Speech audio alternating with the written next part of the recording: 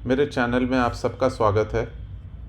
इस particular video पे हमारा फोकस रहेगा मैप, जो पाइथन में एक मैप ऑपरेटर होता है उस पे, जो आईट्रिबल लेता है और आपको एक आईट्रिबल रिटर्न करता है। और जो नेक्स्ट स्टेप्स रहेंगे इस वीडियो लेक्चर के बाद में, वो फ़िल्टर और रिड्यूस पे होंगे।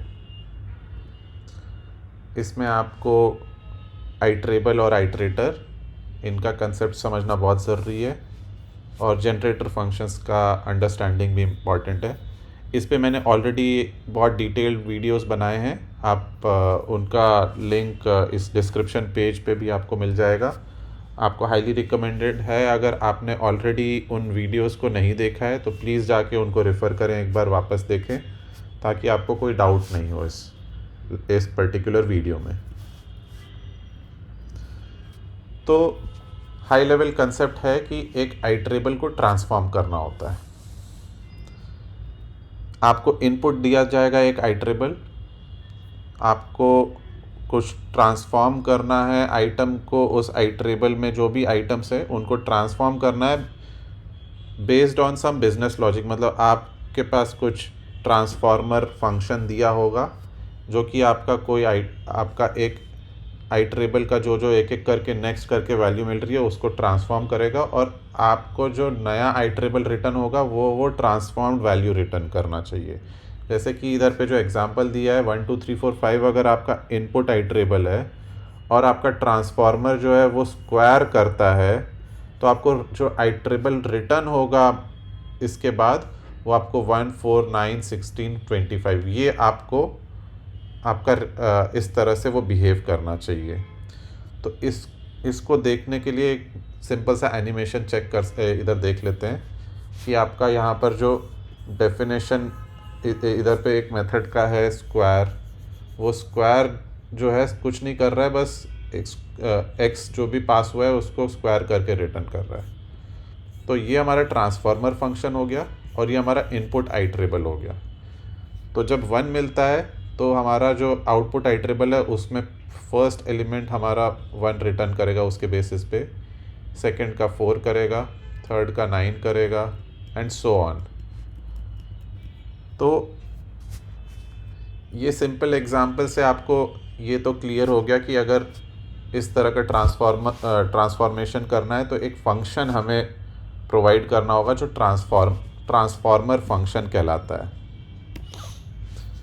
तो इस चीज़ को अगर हमें एक पूरा एंड टू एंड इम्प्लीमेंट करने का है तो इस तरह का एक जनरेटर लिखा जा सकता है, जो कि एक आईट्रेबल ले और एक आईट्रेबल रिटर्न करे। क्योंकि ये एक जनरेटर है, जनरेटर होने का खासियत ये होता है कि उसमें यील्ड होता है, और इस आईट्रेबल पे वो एक एक करके आइट्रेट कर रहा है, और जो भी आई वैल्यू फॉर आई मिला उसको उस आई का स्क्वायर कर रहा है और यील्ड कर दे रहा है। तो इसका सिग्निफिकेंस ये है कि आपका जो भी आइट्रेबल आप पास करेंगे उस पर आइट्रेट करके वो स्क्वायर करके आपको एक एक वैल्यू यील्ड करके देगा। ये एग्जैक्टली वही कर रहा है जो हमें वहाँ पर करना है। तो ये उस चीज़ को फुलफ़िल करता है, और यहाँ पर मैंने उसका बिहेवियर दिखाया है कि ये हमने जो ये SQ_iter यहाँ डिफ़ाइन किया था, उसको अगर हम लोग एक आईट्रेबल भेजेंगे, जो इस केस में एक लिस्ट है, लिस्ट एक आईट्रेबल होता है, तो इसने हमें जो रिटर्न किया है वो एक ट्रांसफॉर्म्ड आइटर वेरिएबल में हमने उसको सेट कर दिया है, और उसको चेक करेंगे तो इससे पता चलता है कि ये जनरेटर ऑब्जेक्ट है। जनरेटर ऑब्जेक्ट, अगर आप मेरे पिछले कोर्सेज़ को फॉलो किए हैं तो आपको ये समझ में आएगा कि जनरेटर ऑब्जेक्ट भी एक आईट्रेबल होता है। इसके लिए उसमें हम आइट्रेट कर सकते हैं और प्रिंट कर सकते हैं उसके वैल्यूज़ को। फिर तो इधर पे हमें स्क्वायर प्रिंट हुआ उसके बेसिस पे। Excuse me. अब यहाँ तो हमने जो एग्जांपल किया था वो एक खाली स्क्वायर आइट्रेबल बनाने का किया था, पर इसको हम लोग जनरलाइज कर सकते हैं। हम कोई भी ट्रांसफॉर्मर फंक्शन उसको पास करेंगे इस बार, और हमारा जो आइट्रेबल होगा वो दूसरा आर्ग्यूमेंट होगा, और जो हमारा आइट्रेबल होगा उस पर फिर हम आइट्रेट करेंगे, जो वैल्यू होगा उसको ट्रांसफॉर्म करेंगे जो हमारा फॉर आई मिला है, और उसे यील्ड करेंगे। इससे हमारा एक फ़ायदा ये हो गया कि हम ट्रांसफॉर्मर फंक्शन इसको पास कर सकते हैं, जो भी जैसा भी बिहेवियर चाहिए वो हमें मिल जाएगा। तो अगर हमें स्क्वायर करना होगा तो यहाँ ट्रांसफॉर्मर फंक्शन में हम स्क्वायर को पास करके भेज सकते हैं। तो आपको अगर ये एग्जांपल देखना है तो इधर पे मैं इसको एग्जीक्यूट करके दिखाऊंगा। ये सेम टू सेम मेथड है जो हमने अभी जस्ट चेक किया। एक स्क्वायर मेथड डिफाइन किया है और ट्रांसफॉर्म आइट्रेबल जो यहाँ पर मेथड है उसको हमने ये स्क्वायर फंक्शन स्क्वायर मेथड जो है वो पास किया है एज अ ट्रांसफॉर्मर फंक्शन, और उसको आइट्रेबल में 1357 पास किया है इन लिस्ट, और हमें एक नया आइट्रेबल रिटर्न होगा। उस नए आइट्रेबल को हमने खाली प्रिंट करना है। तो बहुत सिंपल है ये, इसको हम लोग चला के एक बार रन करके देखेंगे।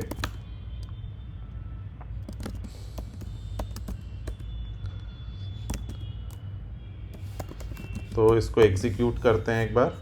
जेनरिक ट्रांसफॉर्म हमारे फाइल का नाम है, और जैसा कि आप देख सकते हैं इसने 1 9 25 14 स्क्वायर करके इन सारे एलिमेंट्स को प्रिंट कर दिया। तो हमारा जो न्यू आइट्रेबल इससे रिटर्न हुआ था वो इन सब को 1 बाय 1 नेक्स्ट करके हम उसको प्रिंट कर दिए।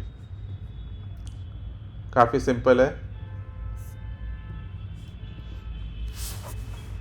अब यही चीज़ जो हमने लिखा यहाँ पर उसको करने के लिए हमें थोड़ा मेहनत करना पड़ा। ये ट्रांसफॉर्मर हमारा जो कंसेप्ट है उसे हमें एक जनरेटर फंक्शन की तरह बनाना पड़े, पर यही कैपेबिलिटी पाइथन हमें ऐसा यूटिलिटी मेथड मैप की तरह देता है। मैप जो होता है ट्रांसफॉर्मर फंक्शन लेता है और एक या एक से ज़्यादा आइट्रेबल लेता है और हमें ट्रांसफॉर्म्ड आइट्रेबल रिटर्न करता है। तो यही सेम चीज़ हम लोग एग्जैक्ट सेम चीज़ यहाँ पर चेक करेंगे जो हमारा स्क्वायर करने का कैपेबिलिटी है। यहाँ जैसा कि आप देख सकते हैं मैप फंक्शन यूज़ किया मैंने, और उसको स्क्वायर जो हमारा ट्रांसफॉर्मर फंक्शन है वो पास कर दिया है और एक लिस्ट पास किया है। सॉरी, यहाँ पर ट्यूपल पास किया है। ट्यूपल भी एक आइट्रेबल होता है, तो ये इस पे चलना चाहिए, और ये जो रिटर्न करेगा वो एक आइट्रेबल रिटर्न करेगा। उस आइट्रेबल पे हम लोगों ने लूप किया और उसको प्रिंट किया। तो इसको फिर से एक बार ट्राई करेंगे रन करने का। map.py हमारे फाइल का नाम है। इसने सेम चीज़ प्रिंट कर दी। तो आप कंपेयर करिए, इधर पे ये जो एक्स्ट्रा हमें जनरेटर फंक्शन बनाना पड़ा, और यहाँ पर हमें कुछ नहीं करना पड़ा। बहुत सिंपली एक लाइन में स्ट्रेट अवे हमारा काम हो गया मैप फंक्शन के इस्तेमाल से। इसी तरह से इस कंसेप्ट को बिल्ड करके आगे बढ़ेंगे। अगर हमारे आर्ग्यूमेंट्स हैं, एक मान लीजिए टपल मिला हमें जो कि इंटीजर वैल्यूज़ हैं, लेकिन जिसके अंदर इंटीजर के स्ट्रिंग वैल्यूज़ हैं, मतलब कि स्ट्रिंग में आपके जो वैल्यूज़ हैं एक्चुअली वो इंटीजर हो सकते हैं सारे के सारे।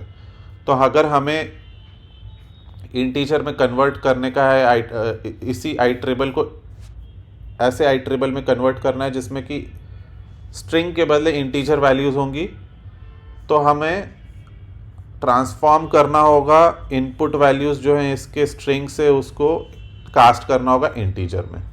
तो हमारा फंक्शन जो है लैम्डा फंक्शन यूज़ किया है ट्रांसफॉर्म करने के लिए। जो x इनपुट लेगा, ये x जो होगा स्ट्रिंग वैल्यू होगा यहाँ पर, और उसको कास्ट कर देगा इंट में, और फिर हमें जो आइट्रेबल मिलेगा वो हमारा आइट्रेबल में सारे इंटीजर वैल्यूज़ होंगे। इसी चीज़ को दूसरी तरह से भी लिख सकते हैं। इसमें हमें लैम्डा फंक्शन का ज़रूरत ही नहीं था, इसमें हम डायरेक्टली इंट पास कर देते, क्योंकि इंट जो होता है वो एक फंक्शन की तरह भी कास्ट करने का आप पास कर सकते हो। Int as a function method हो जाएगा यहाँ पे, और वो सेम चीज़ इम्प्लीमेंट करेगा। अब मैप का प्रॉपर डेफिनेशन यहाँ पर जो होता है वो इस तरह से रहता है। मैप टेक्स अ फंक्शन, जो ट्रांसफॉर्मर फंक्शन है वो पहला आर्ग्यूमेंट लेता है और एटलीस्ट वन आइटरेबल लेगा। एक आइटरेबल तो लेगा ही, मोर देन वन आइटरेबल भी ले सकता है।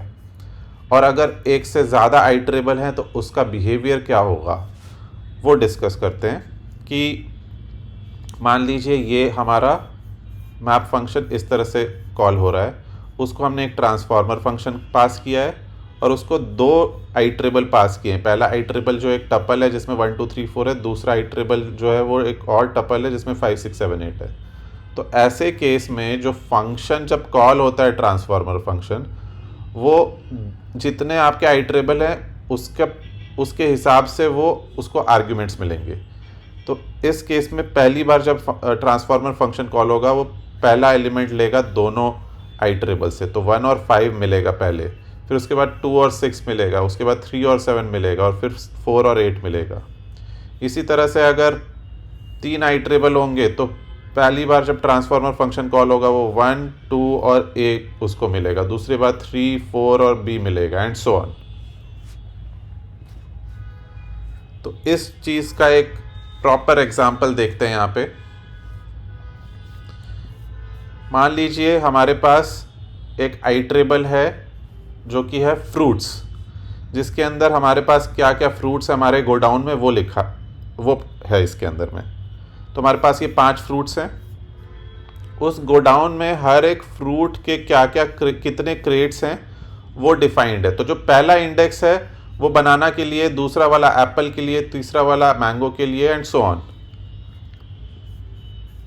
तो हमारे बेल के 30 क्रेट हैं, एप्पल के 9 क्रेट है एंड सो ऑन। और हर एक क्रेट जो होता है वो अलग अलग साइज़ का हो सकता है अलग अलग फ्रूट्स के लिए। तो एक क्रेट में अगर पूरी तरह से वो फल भरा हुआ होगा तो उसका कितना वेट है वो यहाँ पर तीसरे हमारा जो आइटरेबल है उसमें दिया हुआ है। तो जैसा कि अगर बनाने का क्रेट है तो उसका अगर पूरी तरह से फिल हो जाएगा तो 10 किलो का होगा। उसी तरह से अगर फिग का क्रेट होगा तो वो 3 किलो का होगा।